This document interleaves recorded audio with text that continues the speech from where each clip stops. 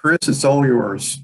Yeah, thanks, Kevin, and certainly thank everyone for being here this evening. I'm excited to spend the next little bit with Mary Jane talking about her book, published this month at the convergence of um, National Poetry Month and Autism Awareness Month. So it was a nice way to bring this book into the world, and it was a really wonderful and unique experience for me working with her on this book. It was different and challenging and educational, certainly, and very satisfying. It was a really wonderful time, and I'll let you guys head over to the website. I'm sure Kevin will put the link in the chat at some point, and if you don't already know Mary Jane, you can learn more about her and take a look at the book and hopefully buy one. But before we really dove into the poetry, I did want to address the idea of because there was some concern that we had used the word recovery as a potential outcome for an autism diagnosis in advertising this event. And I know some folks were a little bit sensitive to that language, and so we wanted to address that up front, and we want to give Mary Jane a minute or two to speak about that, and she's the expert here, but also draw your attention to the chat. There are some links in there that you can use as a resource if you do have any questions looking at it from that perspective. So Mary Jane, if you want to speak on that before we would jump in, I'll turn it over to you for a moment. Well, the original research that I read in making my choices after Ruffin's autism diagnosis in 1994, when he was 3.5, was some research from UCLA that was first published in 1987. And there was a follow-up study in 1993, which referred to the kind of outcome, the best outcome of the UCLA research was called recovered. And if you want to explore the issue of recovery, the links that we're going to put in the chat will show you in one link, Recovered Journeys Through the Autism Spectrum and Back.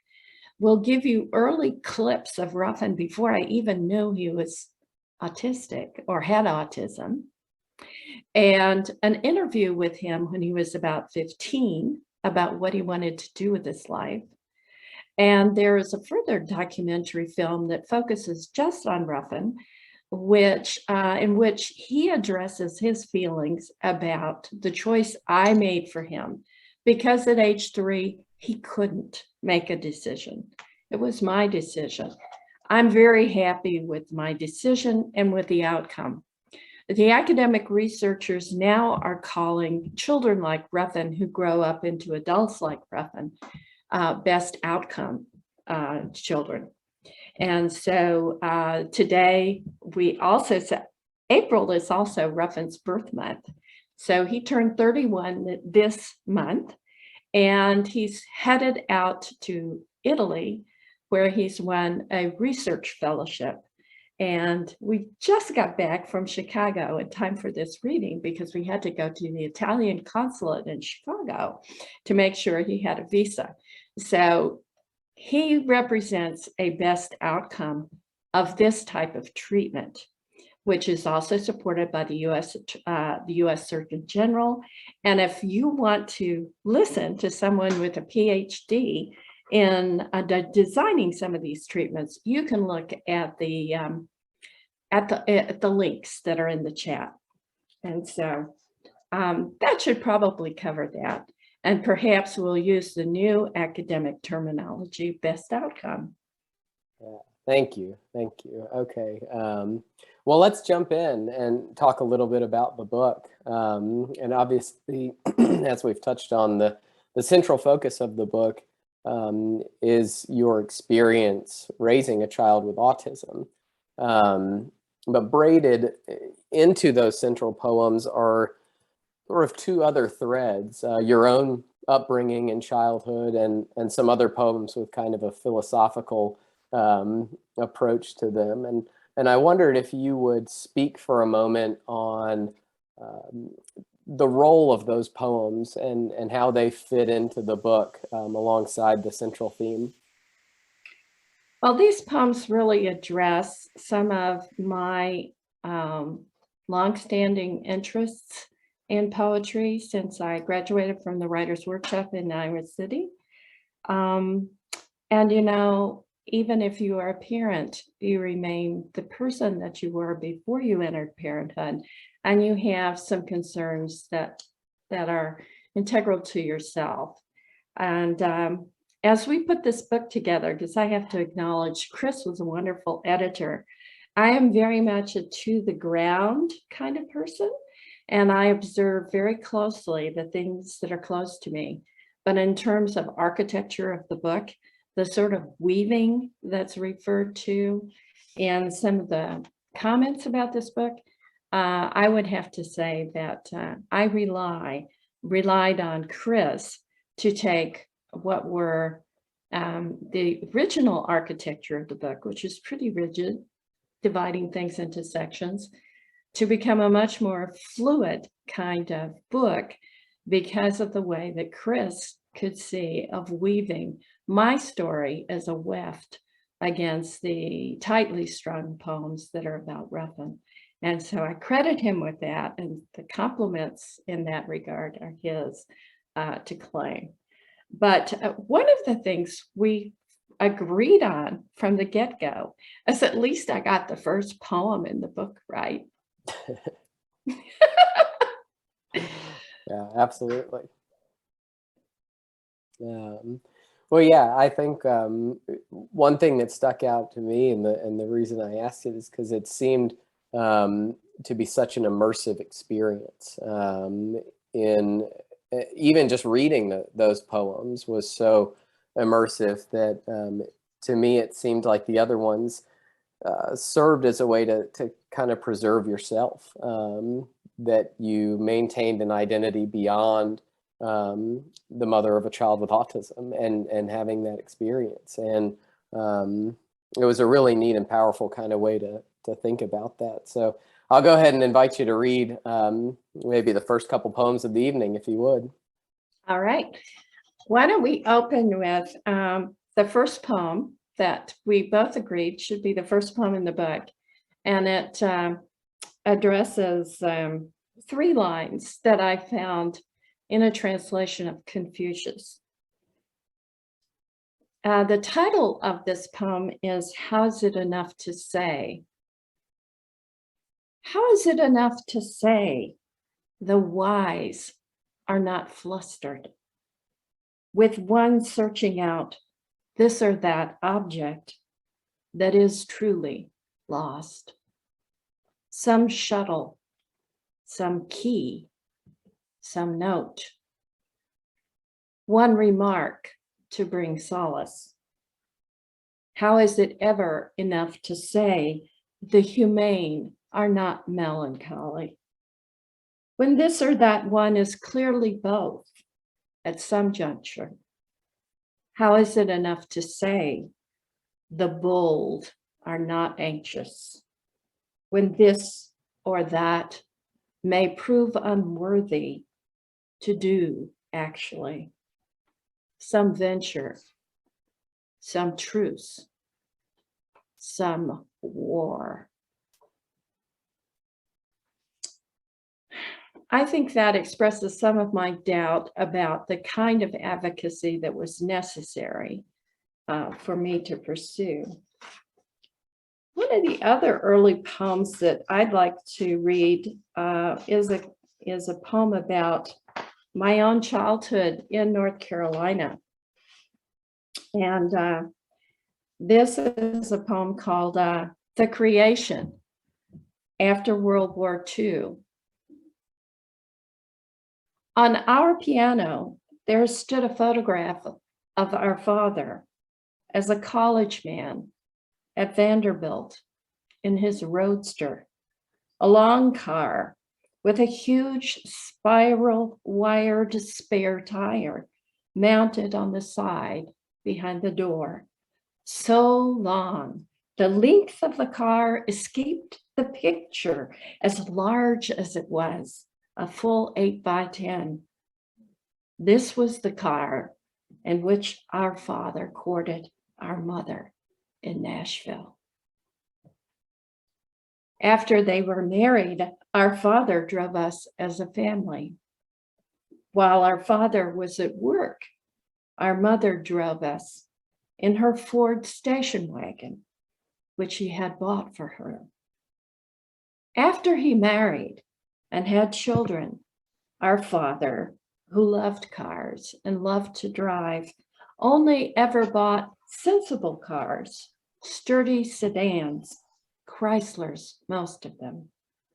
Whenever any of the 4 of his children earned a diploma or a degree, our mother handed our father his gray photocopy. At work, our father displayed these copies under a banner he programmed and printed out for himself, probably on an IBM computer, "All my new cars." This could be just a story. I never actually saw his printed banner. There was never a take your daughter to work day in the era of my childhood, but as a story, as I heard tell, most likely from our mother, it told a truth of a kind. If it weren't true, it should have been. In memory, there remains a world in which it could have been. Early on, in Presbyterian Vacation Bible School, I learned it was not about me. Q, why did God make me? A, for his own glory. It must have been a good lesson. It was in the catechism I had memorized. Still, to me, it seemed mean. God must be smaller-minded than I imagined. Art was a matter reserved for Sundays, mostly. Church, the original home of art, stained glass, organ music, the high rhetoric of the King James Version, and the well-prepared sermon. Dr. O'Shields liked to choose a word like agape and reason closely upon it, how one sort of love is different from another sort of love, and then another, categorizing, ranking, and summing all this up for the grown-ups before calling the little children, littler than me, forward to tell them a story. Our whole family would be there every Sunday, without fail, dressed to the nines. This was our Mother's Day of the week. On Sunday, we were her family, her work on parade, on Easter, and every Mother's Day, with each of us wearing a red rose secured with a dangerous straight pin to signify that our mother was living. Our mother with her red rose, our father with his red rose, extending our condolences with Dr. O'Shields to all those pinned with a white rose to remember their mothers in heaven. And that fairly well describes how I was raised and the family I grew up in. Thank you, Mary Jane. Wow. Before I'm gonna put you right back on on display here in a moment, because as we get into some of the more central themed poems in the book, ahead of kind of my next question or prompt or discussion point, I wondered if you might go ahead and preface that by reading Friend for us. Okay, this poem is Friend. As woodenly First, his father sat before me in his despair of our ever teaching him everything. When there began to come a few sudden fluencies until he became quietly common over one more year's working time and entered kindergarten, which, of course, was not the end of it, as he approached each potential playmate with his single commanding salutation: "Friend, come play with me," not looking up from whatever thing held his fixed attention until, with further careful teaching, touch Joe, touch Jim, we taught him from photographs, snapshots arrayed across his desk, each personal name, and drummed upon the odd, to him, abstract notion that in our common world, some will be your friends and some will not. Thank you. There's the line in there, the closing line, some will be your friend and some will not. And the context of that within the poem has kind of pulled at me for the entirety of my experience with the poem. And I apologize if I ramble here, but it's this sort of fascinating thought train for me. And I don't think I've ever figured out how to ask it the same way twice, but it seems to me that that would be a really challenging moment to spoil a bit of innocence there, that with someone that you have to teach everything to, as the poem mentions, that you could teach this correct process for doing something, establishing a friendship, that if you behave in X way, you can expect Y result. And then to sort of have to qualify that teaching with a new teaching that, well, it doesn't always work out that way. You know, you have to learn that hard life lesson that you can do things the right way. You can follow the rules and listen to good advice and have strong intentions and good intentions, and things don't always work out, you know, the way that you expect them to. And I think about the condition of Ruffin in that sort of innocent state before the understanding that some will be your friend and some will not, even if you treat people equally and treat people the right way and go through it as you've been taught. And so my question, and that I want to kind of get to, is that seems like something I could understand missing, someone having that quality, that innocence. And these poems are covering very hard times. And so my question is, are there moments of those hard times that you sort of maybe strangely find yourself actually missing? Ooh, that's a really hard question. Well, you know, the main deficit that's identified in the diagnostic criteria for autism, or anyone on the autism spectrum, from severe autism all the way up to Asperger's syndrome, is that you're a little bit mind blind as to other people's intentions. Whereas, you know, a very socially skilled person is able to read other people and know when they are lying and know when they're being deceptive, and have a set of social skills that are designed to deal with that. And after we were able to teach Ruffin to talk, we had to teach him that some of the people who talk to you don't mean what they say, and that it is important for you to know how to tell a white lie and even how to tell a black lie, and to know the difference between a white lie and a black lie.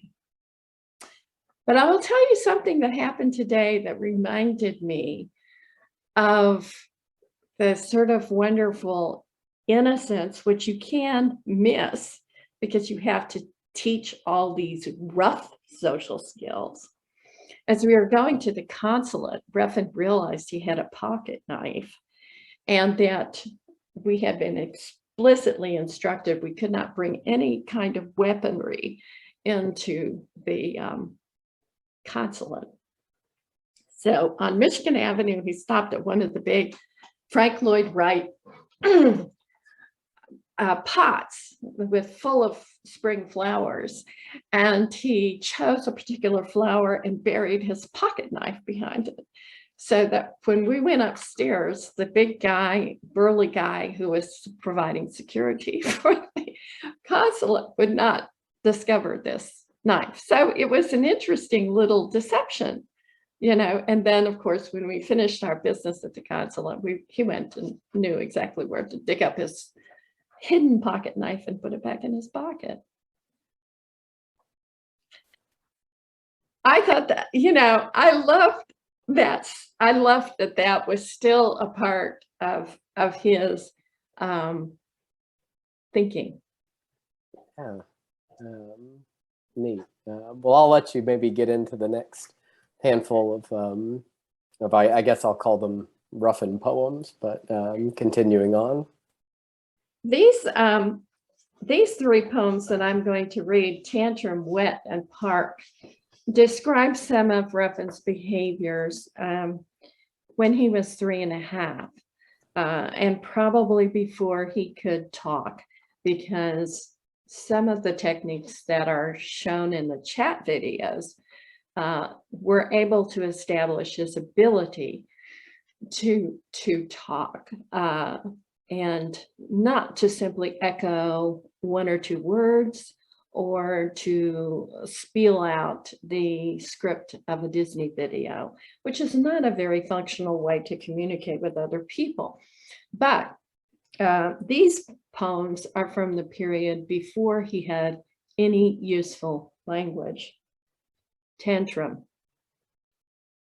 A practiced love of sameness, as in this wild flapping and pacing.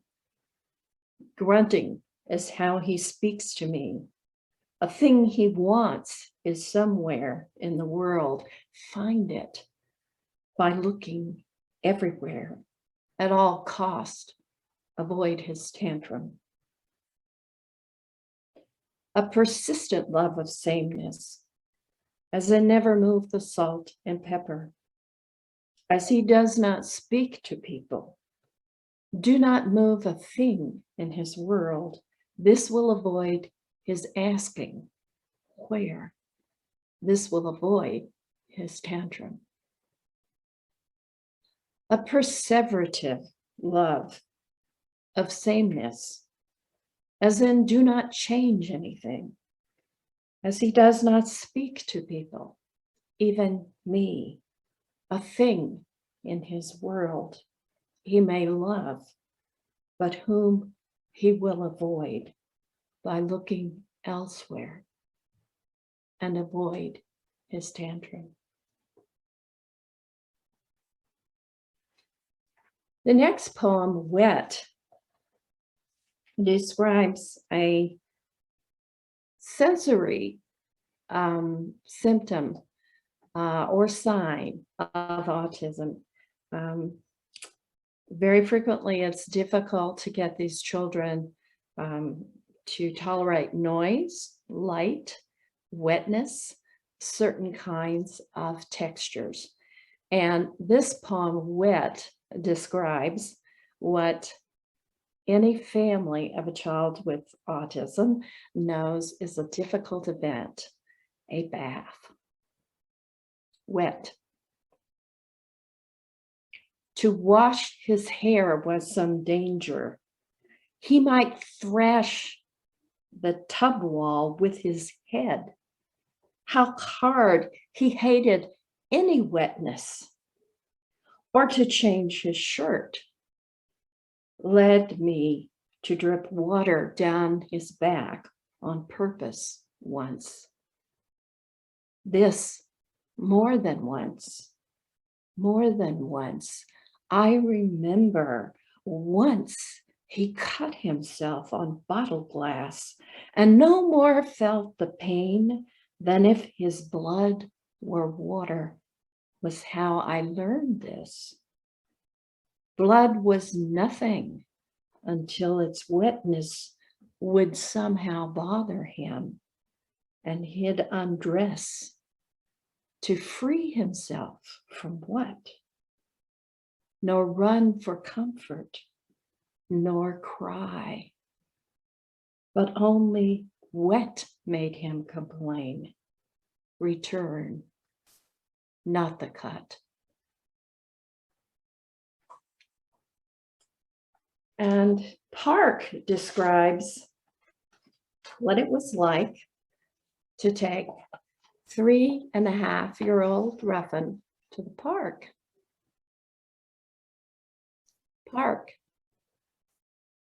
My son toddles to 4 swings, pushes them until he brings them into a severe alignment that pleases him.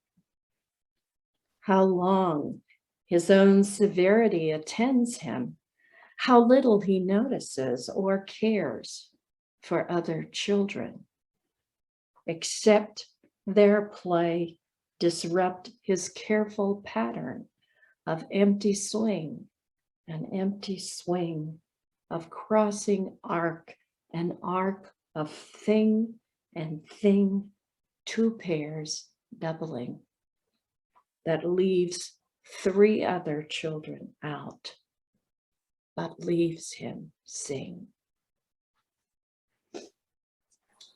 And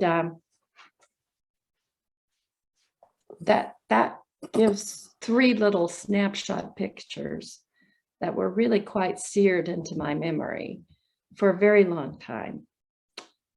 Because when Ruffin was little, I didn't write. I took all of my poetry books, all of my translations, materials, and sealed them in boxes and put them in the basement.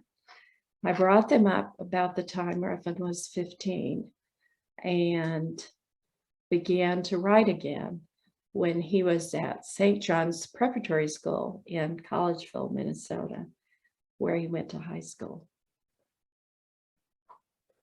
Thank you. And I'm glad you read Park, because in I guess, admission of guilt, that's the poem that was responsible for me breaking my #1 rule of editing and thinking that it's my job to fix a poem.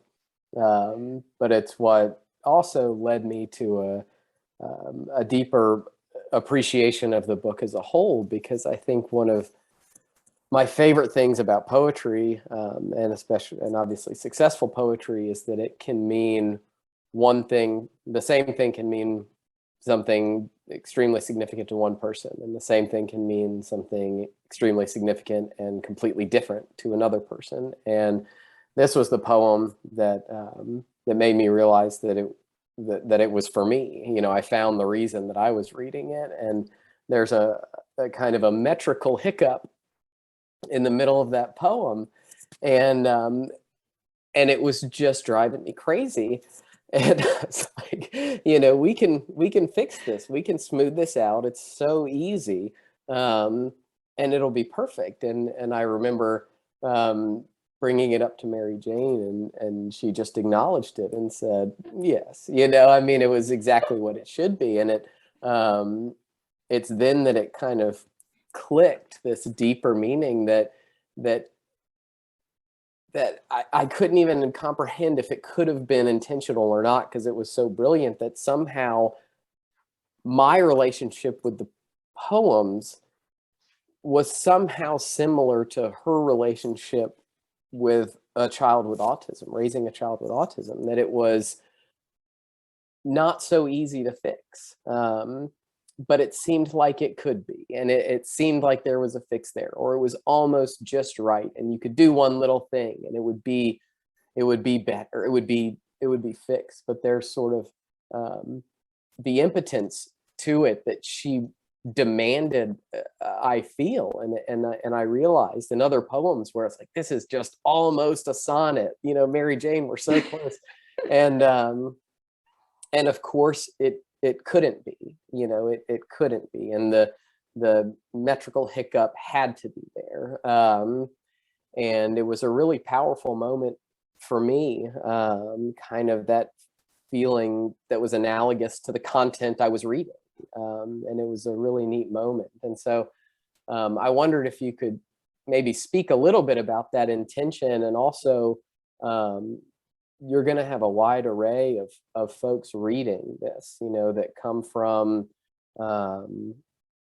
informed backgrounds and uninformed, you know, like me. I'm a parent, but not a parent to a child with autism. And so if you could, you know, maybe speak to your intention, and also maybe some of your goals for the general reader's experience, you know, when they pick up your book.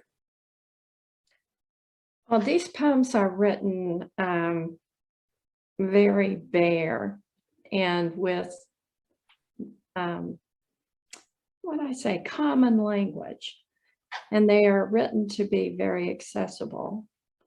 And they have some, you know, I was trained as a free verse poet, so they have the shadow of some meters behind them, because lots of people who don't read a lot of poetry expect some of that. And the common experience of being a parent, some of the metrical trip ups are like the sort of trip ups that you feel going in to participate in the common experience of being a parent, and you find that you're in a sort of exceptional situation and things keep tripping up just when you think, you know, okay, so he was born 9.5 weeks early. Well, now he weighs the right amount, he's the right tall, but there's something else going on and you get tripped up. And the same thing would be true too if we would teach something. And then, of course, you know, he would take it very literally, and then that would cause a hiccup.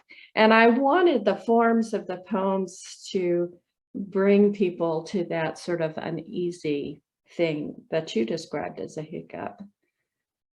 Because I think as we taught Ruffin language for probably the first 6 months, I knew how Ruffin had been taught every word that he used. And it wasn't until we were about 6 months into treatment that he began to learn words from the environment, from places and from people that nobody on our treatment team could say where he learned that word. And then we knew he would be able to go into the world and learn things in the unstructured world. And it wouldn't have to be as strict as what we had structured for him to be able to learn first words. So to somehow make a model of that uneasiness, but still make the poems very accessible to a general reader. And I have to say that I appreciate that Kevin was willing to let Chris give an introduction as to how he, as a person trained in poetry, encountered the poems. And then an introduction by a fellow exceptional parent who's also raised a child with autism, Gary Mayerson, introduced this particular set of poems from his perspective. and also to provide enough pages for Dr. Eric Lovas to address some of the more medical issues and the issues surrounding recovery. And then to add some resources for people, very similar to the resources that are in the chat, and to give me a chance to thank all the friends and to leave all of the people who are not my friends in the dust of oblivion.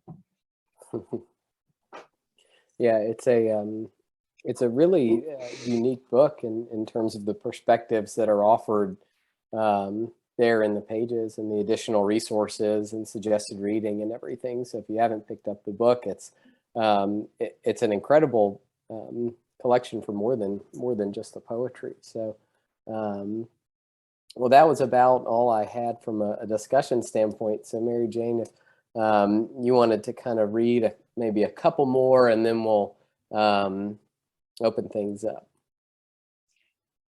Okay, I'm going to read a poem called Patience.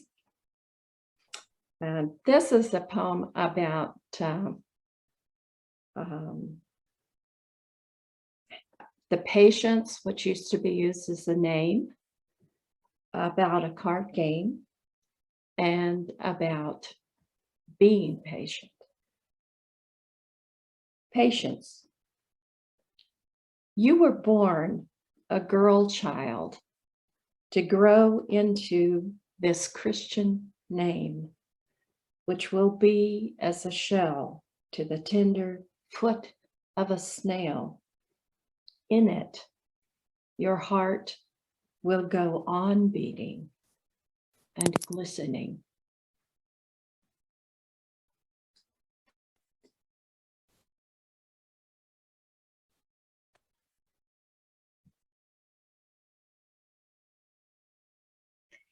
After the cards are all fallen into their rightful places, after the pure accident of the shuffle, you will see the hearts line up with the hearts, the spades with the spades. Then persist in nothing. Water will erase your name, your heart. Wind will carry you away. Everyone who ever loved you or remembered you, though they persist or do nothing, will follow or go before you the same way.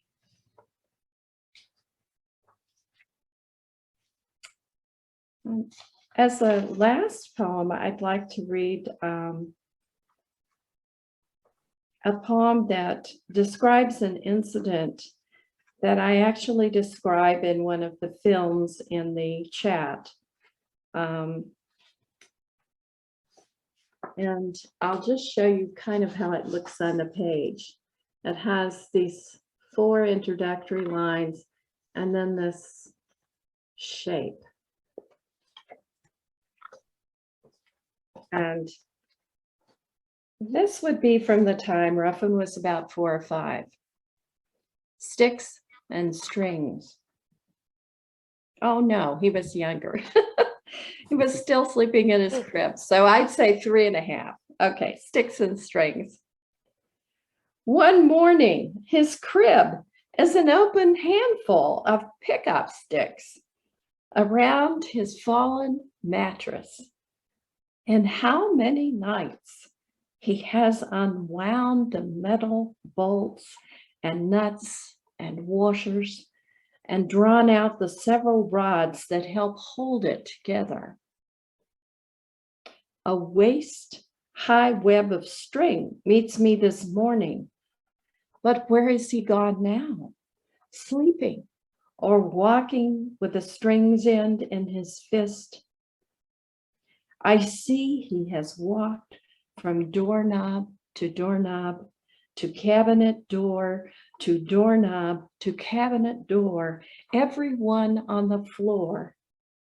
His pattern of walking is woven behind him, so hard and carefully knotted at each knob and handle and drawer pull.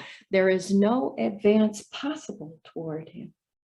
It is a morning's work to undo this, and a tantrum and a resistance not to be met with, I hope, too very often. I hope he does not repeat this, as I fear he will repeat this. I do not want to repeat this. Thank you. Yeah, well, hey, thank you very much. Thank you. Thank you. That was great. And we're right at 8:45 now, but feel free, anyone, to kind of unmute yourselves. And if you've got questions for Mary Jane, feel free to ask them, or if you're more comfortable putting them in the chat, I'll keep an eye on things over there. I see Kevin's put a link to the website in the book, and also the links that we mentioned kind of at the beginning of the evening. So I'll hush up for now and open up the floor for questions.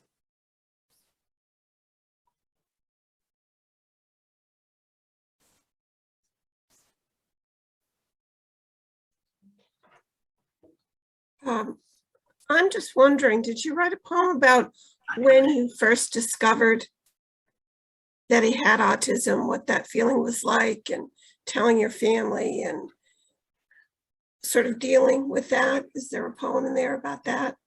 Or the Christmas tree? Oh. So we're not. I'm not sure that there is a poem about that. And probably because, I think my family was back in North Carolina. And so we had phone calls. There are more poems about the people who were closest to me in physical proximity and having to deal with those people. So I think, in Friend, I talk about, that's preceded by a poem called School, which ends with 3 lines. Do this, like a puppet first, woodenly at each request, woodenly at first, and then picks up with his father's questions. As woodenly first his father sat before me and his despair of our ever teaching him everything. When would you do that?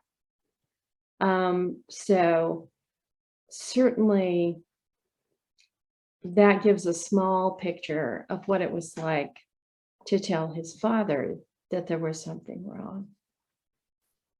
That was hard. I think because my mother was a teacher and she encouraged me to take Ruffin in for a examination by the clinic that dealt with premature births, infants who had been born prematurely. I don't think my mother was much surprised that something was wrong, because she said, you need to not miss that appointment. And that was the appointment when the neurologist, who had seen some of the footage that's in the recovered film, Journeys Through the Autism Spectrum and Back. The earliest footage of Ruffin in that film are videos that I took because I was afraid that Ruffin in a strange place would not behave as oddly as he did at home, because he was quite comfortable at home and he could behave as he felt comfortable. But if I took him to the doctor's office, I was pretty sure he wouldn't act like that in the doctor's office, and I would never know why he acted like that. So I took a video and took that to the doctor. But it was very hard to talk about it. I mean, the doctor was wonderful and blunt and said, you know, he's likely never to speak or work productively or know that you care about him, or nor will he care about you. And that inspired a lot of appropriate panic, looking then for a better answer than the doctor had to offer, which was, well, if you have money, you should invest it because you will need $5 million for his lifetime care. I didn't have enough money to produce $5 million in my whole lifetime. So I thought there had to be a better answer than that. And there was. But it had just been published in the academic literature. So I think most of my energy in responding to the news was directed to the library. Spent a lot of time.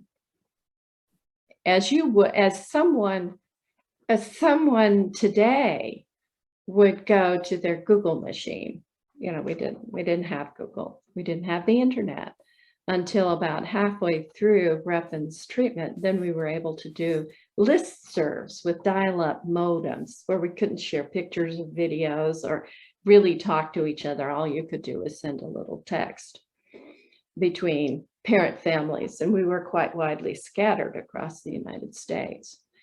But hopefully in the materials that cradle these poems, the introductory materials and the acknowledgments, someone with an intelligence and a Google machine could find all of the things that I found in the library and find a very good plan for responding to this. But I don't recollect telling anyone except Ruffin's father in those 3 little lines and his response. How can you possibly teach a child everything? Because children develop. Children teach themselves. Typical children who learn from the environment can't help but soak it all in like a sponge. And my observation of Ruffin as he began to learn things is that we were dealing with not a sponge, we were dealing with a Coke bottle. Had a very narrow neck, very small opening. Once you put something in, it didn't come back out. He learned it. But everything had to come through a narrow funnel until we got to a sort of critical mass where he began learning things from the environment where nobody on our treatment team, 4 or 5 people, could explain, oh, I taught him that. Oh, we had a lesson and we did that. Or we taught that as a elaboration of the program. We would go around the table after about 6 months and say, I don't know where you learned that. But he did. And that was sort of the proof of the pudding, that what we were really teaching is how to learn. And once you learn how to learn, then you can learn from everybody, anybody, anywhere in the world, from any person, whether they are your friend or not. I'm Mary Jane. This is Donna. I am Ruffin. I'm Ruffin's lead therapist. The jagged bottle, was that when he went through the front door of the house there? Oh, no, that came later. And, Okay. And by that time, he was perfectly able to feel pain. But this is, he ran right through a plate glass door on a house that I actually bought from Donna and her husband, Kevin.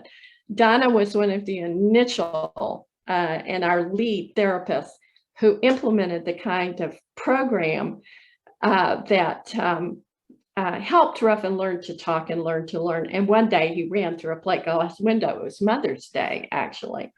And Donna came to the hospital, to the emergency room as they were sewing up Ruffin's face. And Ruffin fell asleep as they were sewing him up. So he had some pain sensitivity, but not a lot. He certainly screamed after he realized he'd gone through the plate glass window.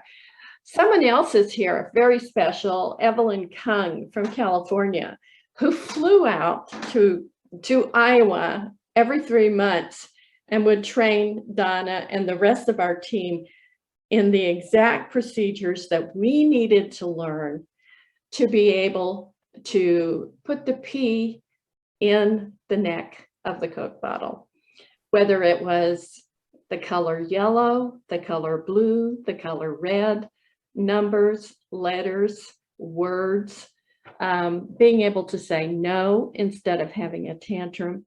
I can remember when we finally taught him the names of all the colors, and he would begin grunting to say, I want. I knew that then he wanted something. And I could look at him and say, look at me, what color? And then if he said red, I would not hand him the blue, green, yellow, pink, or orange thing that was within our field of vision. I would hand him the one red thing, and that would scythe down a blossoming tantrum. It was very, very useful. Once he had some knowledge, you could use that knowledge to avoid difficult behavior and to show him that language is a communication and you can get what you want, baby. So I'm very happy that that Evelyn is here joining us, and that Donna and her family, who gave up Donna for about 28 months to help us, that Donna and her family are here too. Thank you for coming. Hello, Mary. Hi. This is Larry Sell. Hello. Have you used his interest to help him learn? Yes. Could you say that? Have you used his interests, the things that he likes, to help him learn? Yes. One of the very first things that was suggested to me by assistive technologists was that I buy Ruffin a Macintosh computer. So at 3 years and 3 months, he first put his hand on a mouse, and the mouse moves the cursor.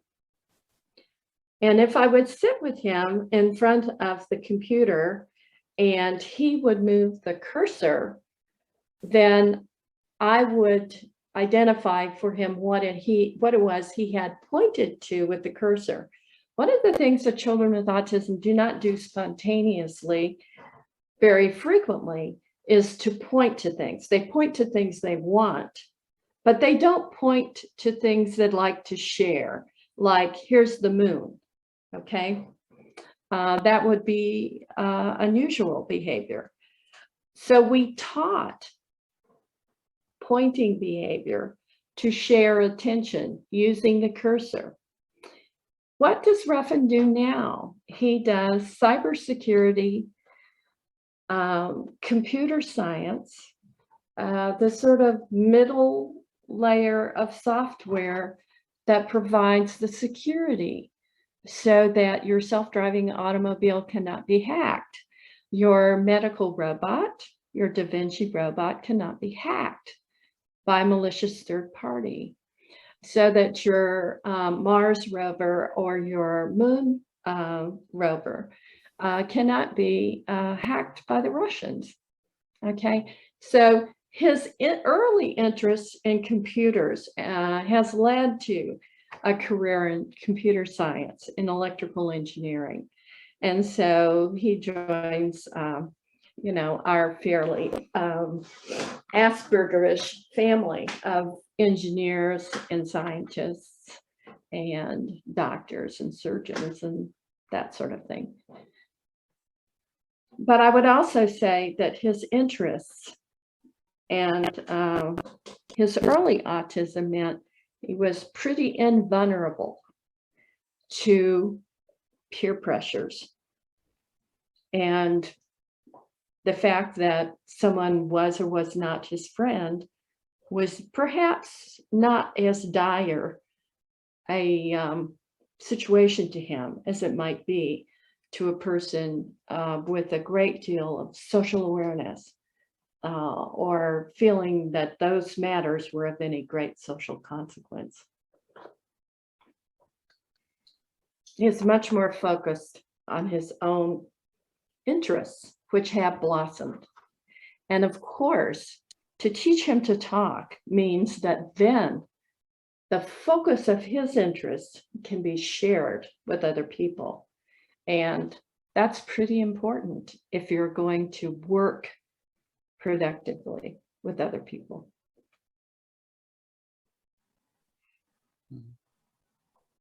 Hi, Mary Jane. This is Mary from Decorah. You said that you put away all your writing notes and drafts, sealed them up and put them in the basement so that you could focus on all of this. And then at some point, when Ruffin was 15, I think you said, there was a time when you began to write again. I think that's a poignant and amazing story. And I'm wondering, the poetry you come out with, like those three amazing pieces about Park and Wet and Tantrum, must have been just in you as a resonating thing all those years. Was the poetry there too, or did it come out? I don't know. How easily did it come out after all that time? You know, some of those experiences were very searing. And of course, as I began to learn quite a bit more about autism, they began as experiences to mean more to me. So that when I sat down to write, when Ruffin was about 15, and I have to say, you know, he was at St. John's Preparatory School in Collegeville, Minnesota, which is about seven hours north of where we live in Waukon. And it's a Catholic boarding school that's associated with St. John's University in Collegeville. And that community is organized by the Benedictine monks who founded that community there. They had an empty monastery cell.